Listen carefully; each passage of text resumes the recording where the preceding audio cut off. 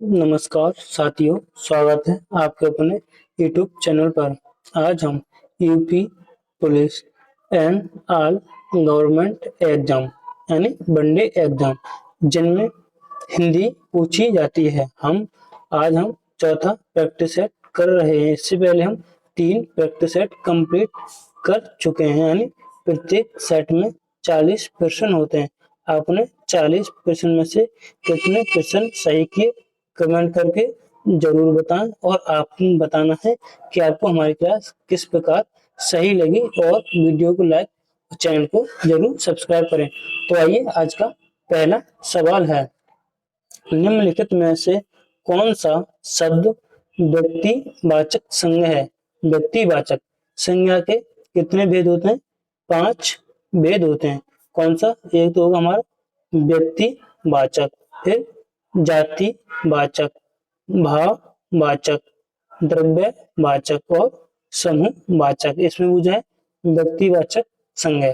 तो गाय, तो गाय क्या है? यह एक जातिवाचक संज्ञा है। पहाड़ भी जातिवाचक संज्ञा। अगर यहाँ पे होता अरावली होता या माउंट एवरेस्ट होता तो यहाँ पर व्यक्तिवाचक हो जाता। आम, आम भी जातिवाचक है, तो इसमें वो जो है व्यक्तिवाचक। तो इसका हमारा ऑप्शन सी सही होगा, व्यक्तिवाचक। संज्ञाएं कितने पद होते हैं? 5। और सर्वनाम में कितने पद होते हैं? 6 भेद होते हैं। जैसे पुरुषवाचक, पुरुषवाचक, फिर संबंधवाचक, संबंधवाचक, पुरुषवाचक, प्रश्नवाचक और निजवाचक, अनिश्चयवाचक और निजवाचक। 6 भेद हो गए। और कुल शब्द कितने होते हैं? 11 कुल होते हैं। हमारा प्रश्न नंबर 2, इनमें से एक क्रिया विशेषण है। क्रिया विशेषण, वह धीरे से बोलता है। तो बोलना क्या है? एक क्रिया है। और धीरे से, तो ये क्या है? विशेषण। तो यह क्रिया की विशेषता बता रहा था, तो वो क्रिया विशेषण है। हमारा इसका ऑप्शन ए सही है। वह काला कुत्ता है, तो यानी कुत्ता, कुत्ता विशेष है, यानी संज्ञा और सर्वनाम को विशेष कहते हैं। काला क्या है? विशेषण। अगर संज्ञा या सर्वनाम से पहले विशेष्य आता है तो हम उसे उद्देश्य विशेषण कहते हैं। इसमें धावक तेज दौड़ता है, तो धावक तेज दौड़ रहा है, तो यहाँ पर हम उद्देश्य विशेषण कहेंगे, उद्देश्य विशेषण। यानी सत्यवाड़ी, सत्यवाड़ी सुंदर, यानी तो सुंदर बाद में आया है, तो इसे हम बोलेंगे विधेय विशेषण। जब संज्ञा सर्वनाम से पहले विशेषण आता है तो बोलेंगे उद्देश्य विशेषण, जब बाद में आता है तो उसे बोलेंगे विधेय विशेषण। अगला हमारा प्रश्न नंबर 3, मैं खाना खा चुका हूँ। मैं खाना खा चुका हूँ, तो इसमें मैं खाना खा चुका हूँ इस वाक्य में भूतकालिक, भूतकालिक नहीं, सामान्य भूतकाल, पूर्व भूतकाल, आसन्न भूतकाल, संदिग्ध भूतकाल। मैं खाना खा चुका हूँ, तो यह भूतकाल तो है नहीं, इसमें से कोई सा भी नहीं लग रहा। भूतकाल था होता तो भूतकाल होता। मैं खाना खा चुका हूँ, तो इसमें हमारा पूर्व वर्तमान काल होगा। मैं खाना खा चुका हूँ, पूर्व वर्तमान काल, यानी इसमें भूतकाल तो है ही नहीं। था होता तो हम भूतकाल आते। मैं खाना खा चुका हूँ यानी पूर्व वर्तमान काल।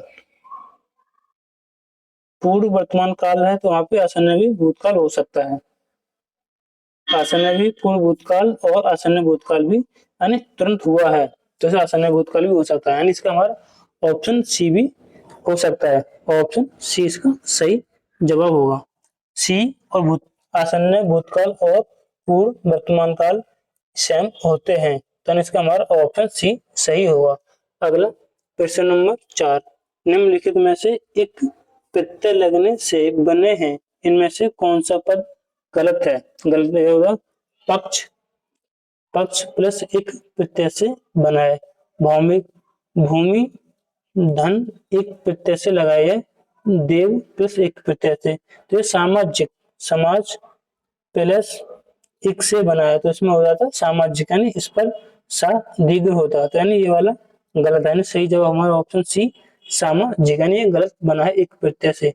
हिंदी की उत्पत्ति किस अपभ्रंश से हुई है? तो ये सोर्स यानी अपभ्रंश से हुई है। हमारा इसका ऑप्शन बी। वचन बदलना है, सही विकल्प चुनिए, यानी बहु का बहुवचन क्या हुआ, तो उसका हुआ बहु है हमारा इसका ऑप्शन ए। अगर यहाँ पे होता बधु, तो बधु का क्या बहुवचन हो जाता था, बधु है। इसमें बहु ये तो सेम है, ये वाला गलत होगा। बहु है ये होता है तिर्यक रूप, जैसे बहुओं को साड़ी दिलाई, तो यह तिर्यक बहुवचन में पहुंच जाता है, वो वाला ये, इसलिए बहुवचन इसका नहीं होगा। इसका हमारा ऑप्शन ए होगा बहु है। क्वेश्चन नंबर 7, निम्नलिखित में से उपसर्ग शब्द कौन सा उपसर्ग रहित, यानी जिसमें उपसर्ग नहीं जुड़ा हुआ। सु दर्शन, इसमें सु उपसर्ग लगा है। निर्बल में, तो इसमें नि और धन बल, तो यानी इसमें और इस प्रकार भी इसको टूट जाता है, निर धन बल, इसमें हो जाएगी विसर्ग संधि, तो इसमें भी है। निर्मता में बी लगा हुआ था, कुलीन में उपसर्ग रहित है, यानी इसका हमारा ऑप्शन ए सही। जातिवाचक संज्ञा से भाववाचक संज्ञा के निर्माण का सही उदाहरण क्या है, तो लड़का जातिवाचक है और लड़कपन भाववाचक है, तो इसका हमारा ऑप्शन इसका सी सही जवाब हुआ। भाववाचक संज्ञा का निर्माण, भाववाचक संज्ञा का निर्माण 5 प्रकार से निर्माण हो जाता है।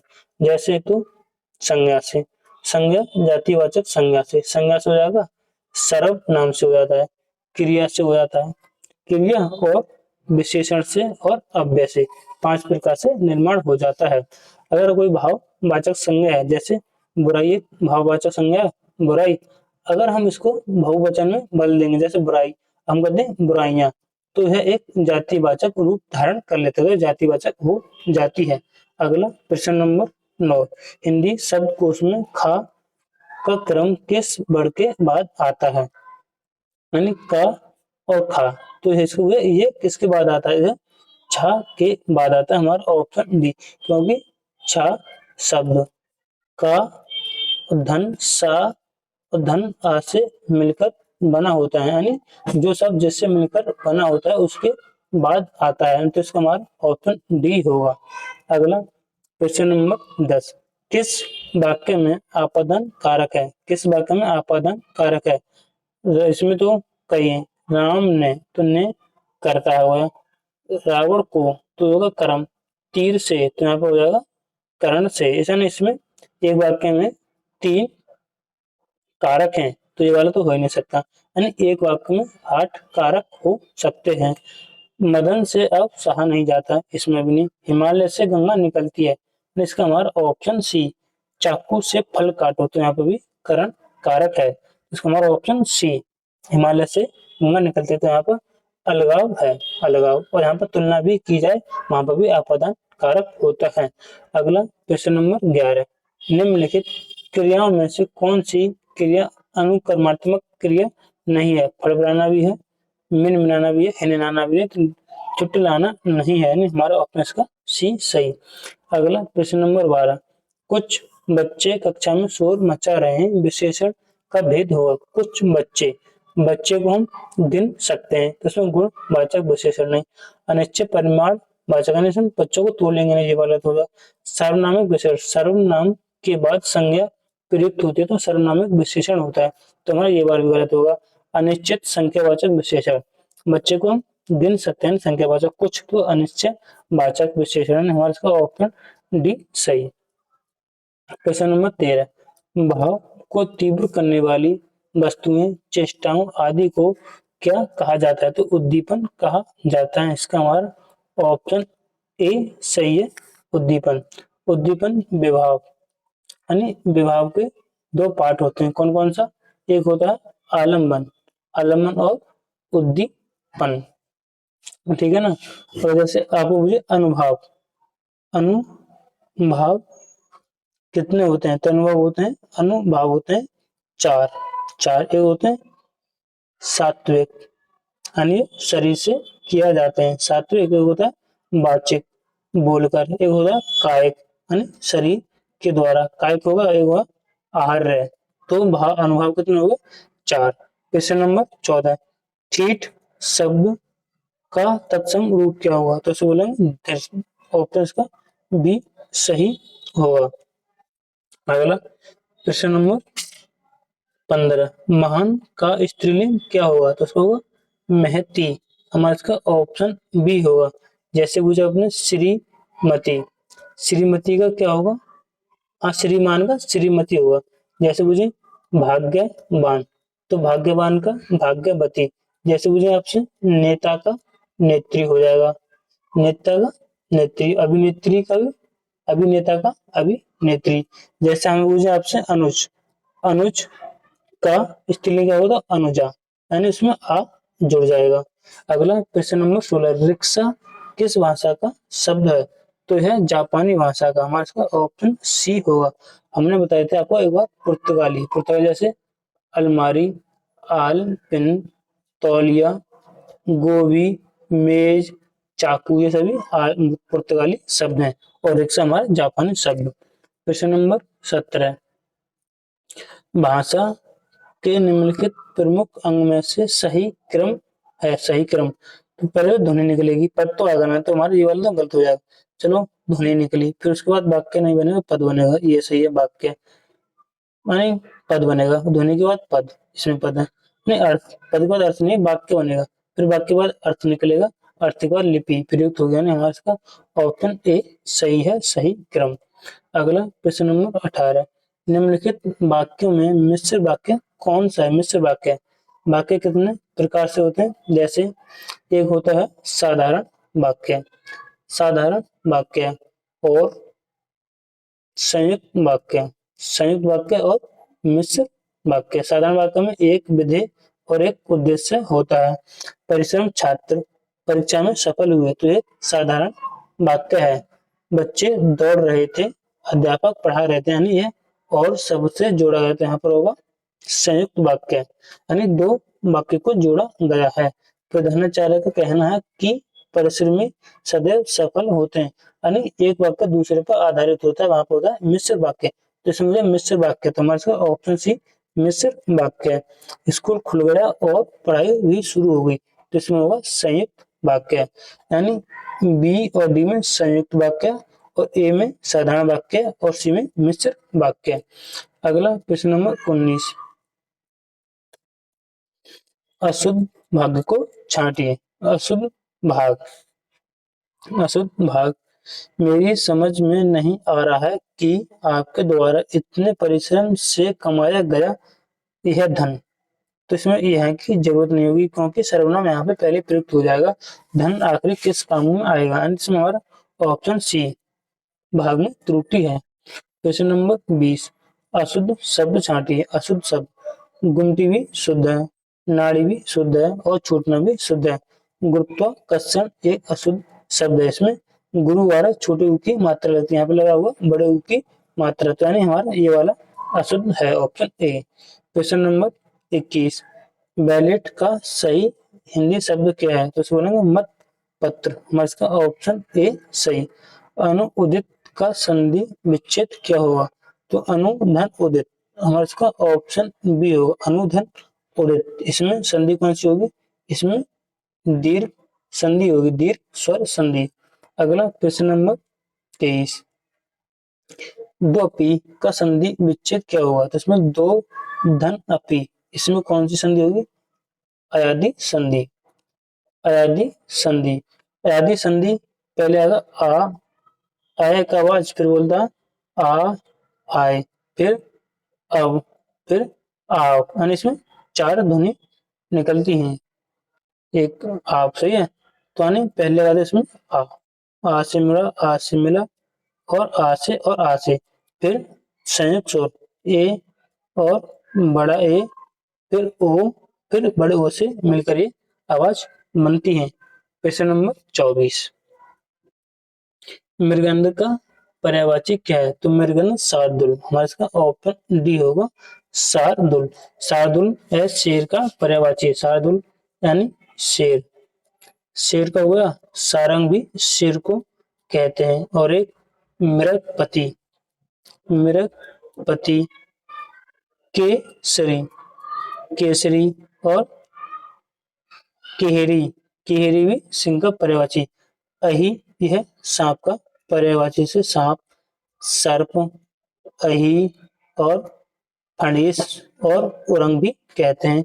कुरंग, कुरंग है हिरण का पर्यायवाची है, हिरण, और हिरण को सारंग भी कहते हैं। और ये मृग, मृग का भी है। और कृष्ण सार, कृष्ण सार भी कुरंग यानी हिरण का कुंजर, कुंजर है हाथी का तत्सम शब्द है, यानी हाथी का पर्यायवाची। हाथी कुंजर हो गया, द्वीप, द्वीप भी हाथी का पर्यायवाची। गजेंद्र, गजेंद्र हो गया, वारण हो गया, और मदकल, मदकल भी हाथी का पर्यायवाची, और मतंग भी हाथी का पर्यायवाची है। तो हमने आपको कुरंग का भी बता दिया, ही यानी सांप, शार्दूल इसमें पूछा है। मृगेंद्र, मृगेंद्र यानी शार्दूल का पर्यायवाची शब्द, हमारा ऑप्शन डी। अगला प्रश्न नंबर 25, निषिद्ध शब्द का विलोम क्या है? तो इसको बोलेंगे विदित। हमारा ऑप्शन ए होगा विदित, यानी विधि, विधि का होगा निषेध, यानी ये दूसरे विलोम शब्द हैं। अगला प्रश्न नंबर 26, निम्नलिखित शब्दों के लिए दिए गए विकल्प में से उपयुक्त शब्द चुनिए बिना पलक गिराए। तो बोलेंगे निर्मिश, यानी इसका ऑप्शन हमारा डी सही होगा।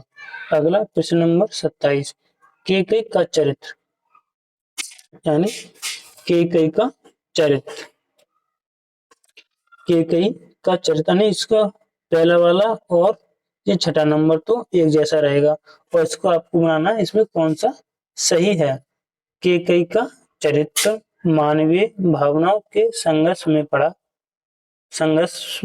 पड़ा एक ऐसी नारी का चरित्र है जो परिस्थिति के आघात प्रतिघात के बीच विकसित हुआ है। तो हमारा इसका ऑप्शन सी सही जवाब हुआ, यानी पहले आया रा वाला, रा, फिर या दूसरे नंबर पर, तीसरे नंबर पर ला, चौथे नंबर पर, यानी इसका हमारा ऑप्शन सी सही। तेरा होना का क्या अर्थ है? तो इसका होगा बिखर जाना, हमारा इसका ऑप्शन डी होगा बिखर जाना। अल्टी पल्टी उलझी लताएं डालियों को खींच लाएं, पैर को पकड़े अचानक प्राण को कस लें कपाएं, सांप की काली लताएं। उपयुक्त पंक्ति में कौन सा रस है? तो इसमें विभत्स रस है, नहीं हमारा इसका ऑप्शन ए सही है। अगला प्रश्न नंबर 30, दीना दस जीवन जीवन सी मरियो पच्ची हुई जुए मरबे ना। उपयुक्त पंक्तियों में कौन सा छंद है? तो दोहा में 13 और 11 मात्रा होती, चौपाई में 16 मात्रा होती, रोला में 24 मात्रा होती, तो हमारा होता है इसमें होते 31 मात्रा सवैया में। हम आपको उसकी मात्रा गिना है दिन, तो दिन में एक मात्रा यहाँ से गिनेंगे, यानी दिन में एक, ना पे 2 मात्राएं, फिर 10 पे एक और एक, जीवन में 2 1 1, फिर जीवन में 2 1 1, जीवन होगी और री 2 मात्राएं, तो इसमें कितनी होगी 2 4 6 8 8 10 11 12 13 14 15, तो इसमें होगी हमारी 15 मात्रा, कितनी 15। और मारियो, तो मारियो में माँ में एक और रा में एक, बे में 2, फिर पची में एक 1 2 2 1 2 1 1 1, इसमें भी, तो इसमें हो जाएंगे हमारी 18 मात्राएं, 15 18 मात्रा पर हमारी हो जाती है सवैया, यानी इसमें हमारा सवैया है, ऑप्शन इसका बी। देख लो साकेत नगरी है यही सूरज से मिलने गगन जा रही है, तो इसमें हमारा अति सूक्ति अलंकार, ऑप्शन इसका बी। अगला प्रश्न नंबर 32, भारत दुर्दशा के रचयिता कौन है? तो भारत तेंदु, हमारा इसका ऑप्शन ए सही। तितली के रचनाकार कौन है? तो जय शंकर प्रसाद, यानी जिसने आंसू लिखी, आंसू है, आंसू इनकी, आंसू, कंकाल, आकाश दीप, लहर और इरावती, इरावती इनका अधूरा यह रचना है। अगला प्रश्न नंबर 33, हाँ होगा ना 33 वाला, तो बहादुर हरिश्चंद्र की होगी, तितली के जय शंकर प्रसाद। अब आगे हमारा प्रश्न नंबर 34, बाण भट्ट बीसल देव, बीसल देव की रासो के रचनाकार कौन है? तो इसका हमारा नरपति नलय है, यानी हमारा इसका ऑप्शन बी जगन्नेश, जगन्नेश ने परमाल रासो लिखा, परमाल रासो लिखा। चंदन बरदाई ने पृथ्वी रासो लिखा, लेकिन यह पृथ्वी रासो अधूरा रह गया, तो इनके पुत्र ने इसको पूरा किया था, जो कि मैंने आपको कल की क्लास में बताया था। अंत पूरा किया था, तो किसने पूरा किया था ये आप कमेंट करके जरूर बताएं। तो आपको एक हो गया विजय पाल रासो। विजय पाल रासो किसने लिखा था? तो नल सिंह ने विजय पाल रासो लिखा। और कुमार रासो दलपति दलपति सिंह ने लिखा था। अगला हमारा प्रश्न नंबर 35, अतीत के चलचित्र के रचनाकार कौन है? तो हमारा ऑप्शन इसका सी होगा महादेवी वर्मा, यानी यमा। नीरजा यमा नीरजा है इसकी एक, गिल्लू है और दीप सपा। यमा के लिए ने ज्ञानपीठ पुरस्कार मिला हुआ है। और सुमित्रानंद पंत की पल्लव पल्लव चिदम्बरा और ग्रामस है।